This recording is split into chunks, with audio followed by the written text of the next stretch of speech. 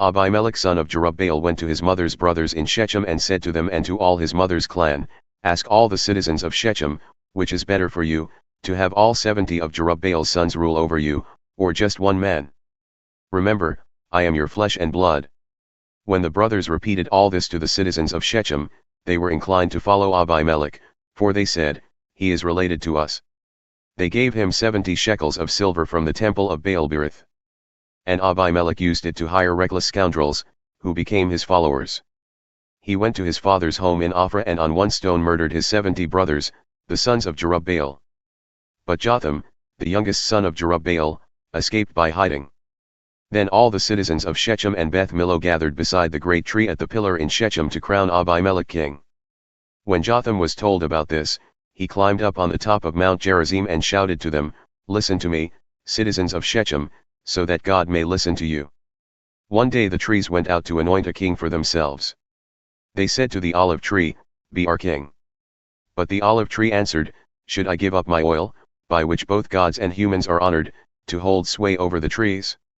Next, the trees said to the fig tree, Come and be our king. But the fig tree replied, Should I give up my fruit, so good and sweet, to hold sway over the trees? Then the trees said to the vine, Come and be our king.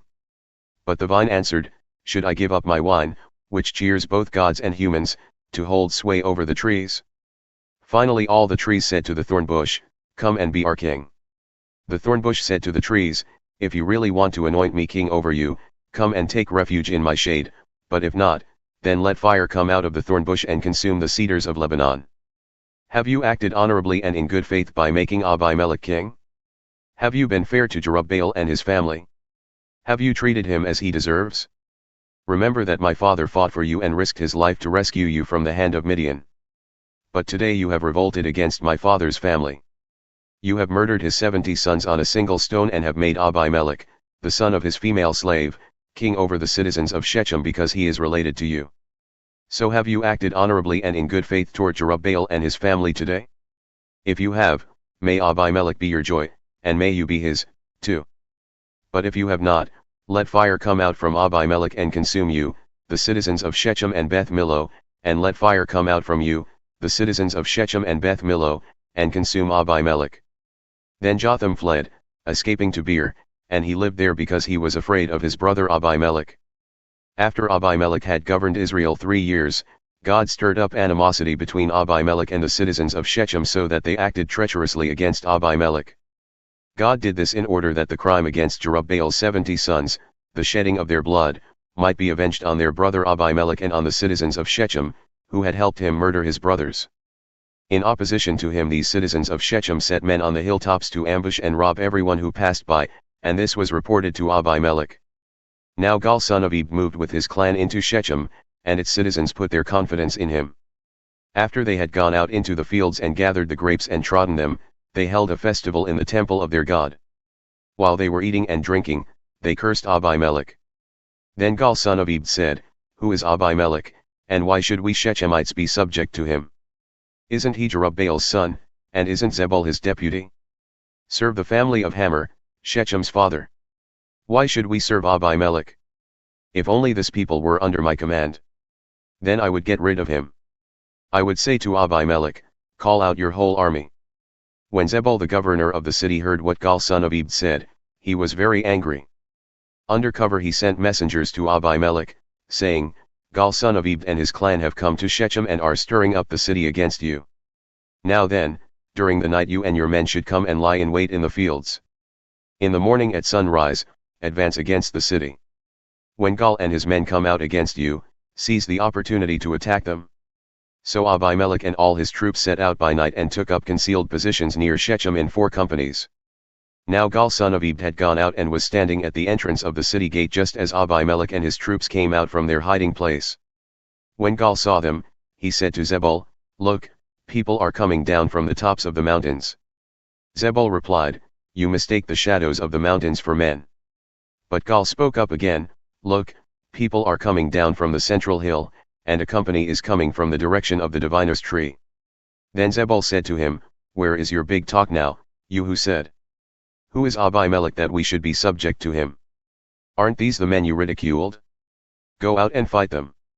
So Gaal led out the citizens of Shechem and fought Abimelek. Abimelek chased him all the way to the entrance of the gate, and many were killed as they fled.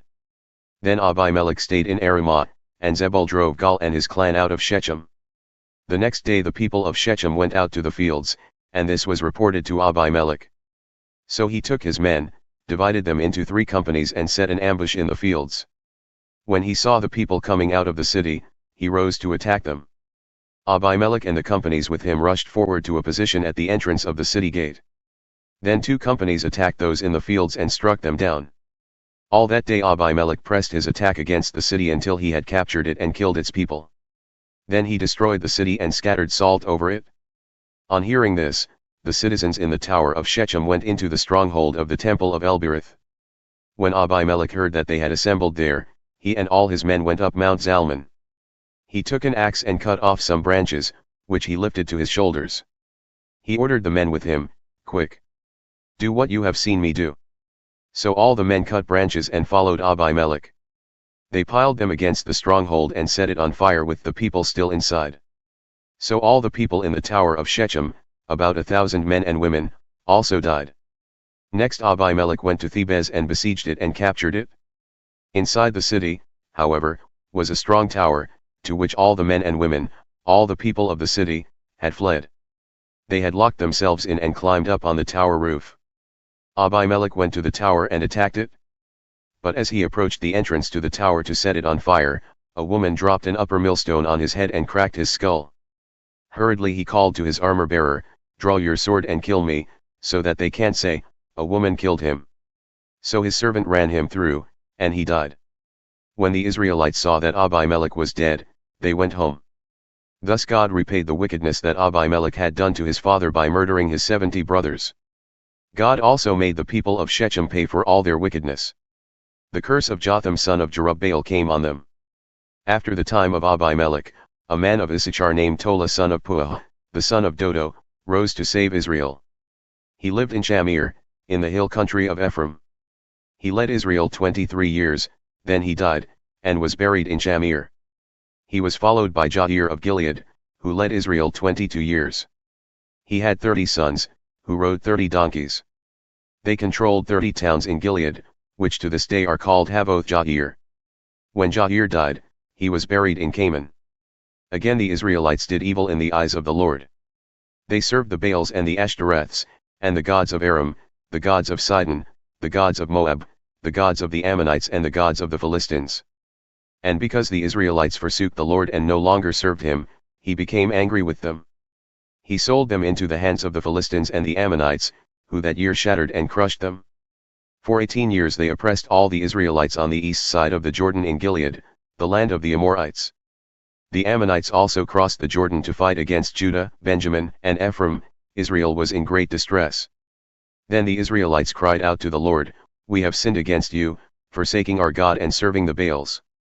The Lord replied, "When the Egyptians, the Amorites, the Ammonites, the Philistines, the Sidonians, the Amalekites, and the Menites oppressed you and you cried to me for help, did I not save you from their hands?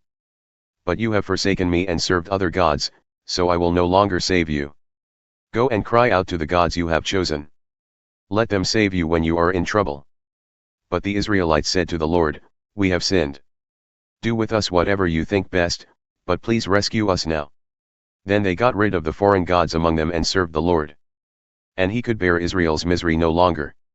When the Ammonites were called to arms and camped in Gilead, the Israelites assembled and camped at Mizpah. The leaders of the people of Gilead said to each other, "Whoever will take the lead in attacking the Ammonites will be head over all who live in Gilead."